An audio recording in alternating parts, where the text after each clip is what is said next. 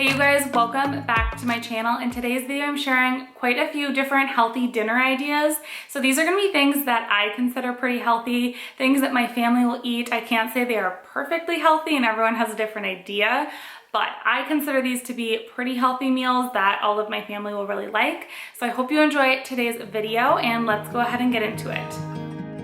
For this first dinner, I'm making a sausage and veggie orzo pasta. This is really delicious and very versatile. You can definitely play around with it and switch it up, but I'm just starting with a little bit of olive oil in a large skillet, and then I'm adding in a large purple onion that I had diced up really finely, and then I'm just gonna start sauteing that up until it's partially cooked through. After the onion had cooked for a couple of minutes, then I'm adding in my sausage. Now this is Italian sausage. I've used lots of different types for this recipe, but I usually will grab an Italian sausage and it works really well. So I'm just gonna cook up the sausage and the onion together until everything is cooked through. And then I'm gonna go ahead and remove that sausage over to a plate.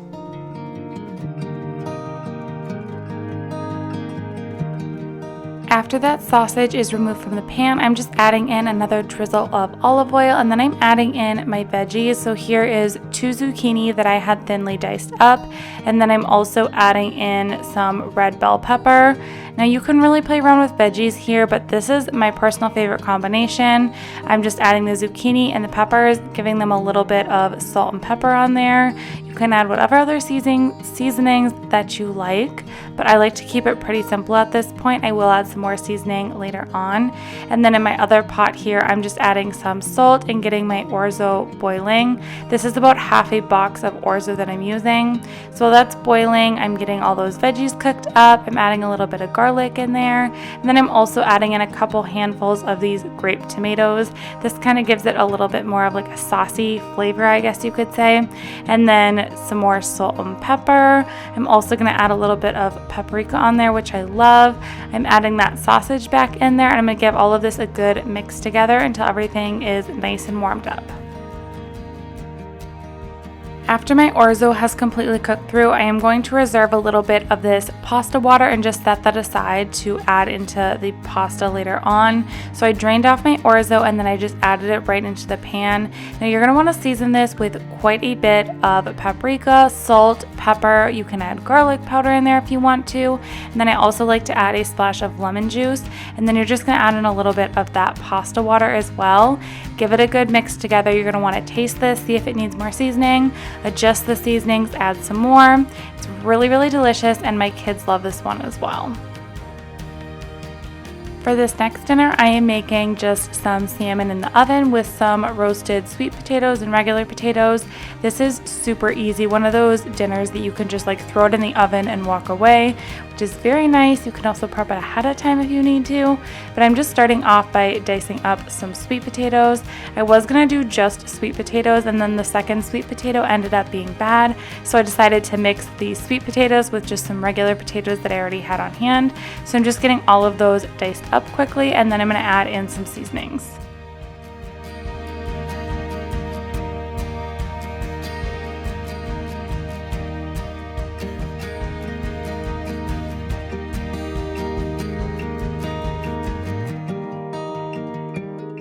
I love to make these potatoes really nice and flavorful. I just add in some olive oil, onion powder, garlic powder, paprika, chili powder, and then just salt and pepper.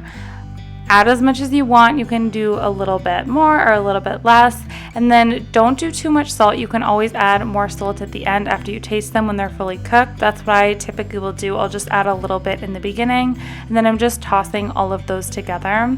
Now you can throw this onto a baking sheet with tin foil on it, or you can use a silicone baking mat like I am here. I do like to drizzle on just a little bit more olive oil, and then I'm just spreading these out, and I would say I bake these in a 400-degree oven for probably like 35 to 40 minutes, but it's going to depend on how big your potatoes are. And then onto a second baking sheet, I'm just adding another silicone mat on there with some olive oil, and then I'm taking my salmon. Mine was pretty frozen still. I had taken it out a few hours before and just put it in the fridge, They're pretty much completely frozen still, so I am using frozen salmon here. If you use fresh, obviously alter the cooking time a little bit, but I'm just spreading a little bit of olive oil on there. All I'm doing is some garlic powder, paprika, salt and pepper, keeping it super basic and simple. I know a lot of people like lemon pepper on their salmon, but we've actually found that we really love paprika on salmon, so that's what I will typically do. It's also really yummy to add some melted butter on here, but I was trying to keep it nice and healthy, so I just stuck with the olive oil on this night, and it was still super delicious. You'll notice whenever I'm doing raw meat like this, I always use one hand for seasonings, one hand for touching the meat, and it works really well that way. But this is what it ended up looking like when it came out of the oven. It was absolutely delicious. I did probably cook that salmon for about, I would say, like 30-ish minutes in a 400-degree oven.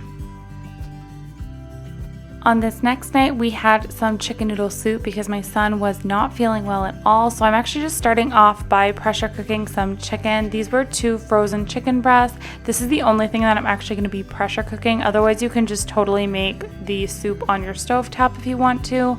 But I did do everything in the Instant Pot. But I just cooked this for about 13 minutes, and then I did a 10-minute natural release. I just added about a cup of chicken broth, some oregano, salt and pepper, and garlic powder. That was it. Very simple, but of course you can use any type of chicken for this recipe and it will be totally fine. You can also use shredded, pre-cooked chicken, rotisserie chicken, use whatever you have. I did add that extra broth into my 8 cups of broth that I'm going to be adding later on, but I just set that aside.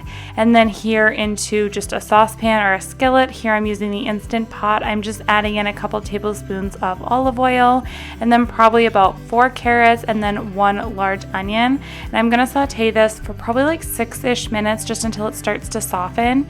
And then I'm just seasoning that with a little bit of salt, pepper, garlic powder, and oregano. While those veggies are softening in the Instant Pot, I'm just going to get my chicken ready so I don't have to do it later. I'm just dicing mine up into chunks, but you can definitely shred it as well if you like. If you are going to shred your chicken, I would definitely recommend using a hand mixer. It's the quickest way to do it if you've never tried it. I highly recommend it. It works so well. You've seen me do it here on my channel. If you've seen any of my other cooking videos, especially like crock pot ones, it is super helpful. So just getting my chicken ready to go, and then we're going to head it back over to the Instant Pot, and I'm just adding in just a little bit of chicken broth to deglaze the bottom of my pan just to get any of those brown bits. There's lots of flavor there, so I just want to deglaze that. And then I'm adding in a little bit more seasoning. There's definitely a lot of like different times that I'm adding seasoning here, but I just keep the seasonings very simple. And then I'm adding in about 9 cups of chicken broth. My husband really likes a thicker soup, so I will do about 9 cups. If you want it to be a little bit on the thinner side, I would do 10 cups. And then I'm just going to bring this up to a boil. Once it's boiling, I added in about half a bag of egg noodles and the chicken, and then I'm just going to cook that according to the directions on my pasta. And that is really it for this. Of course, you're going to want to add any extra seasonings at the end, like salt, pepper, oregano, whatever you want. But this is a really quick and easy and delicious soup recipe.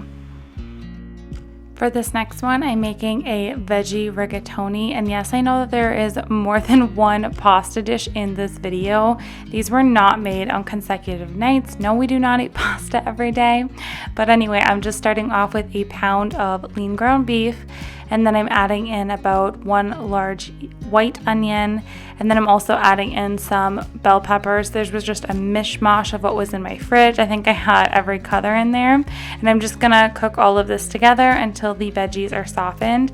After that is cooked, I'm gonna be adding in some zucchini, but I like to keep mine on the firmer side, which is why I add it later on. I'm adding on a drizzle of olive oil, some salt and pepper on there, and then I'm just gonna cook this a little bit more until the zucchini has softened. I probably cooked those peppers for about like 5-6 minutes, somewhere around there.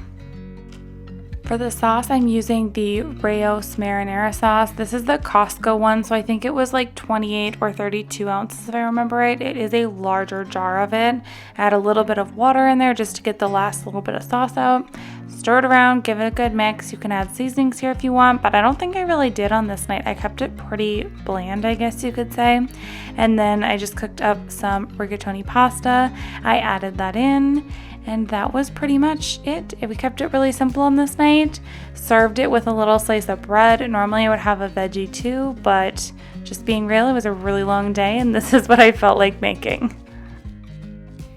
Alright, that is going to wrap up today's video. I hope you enjoyed all of these healthy dinner recipes.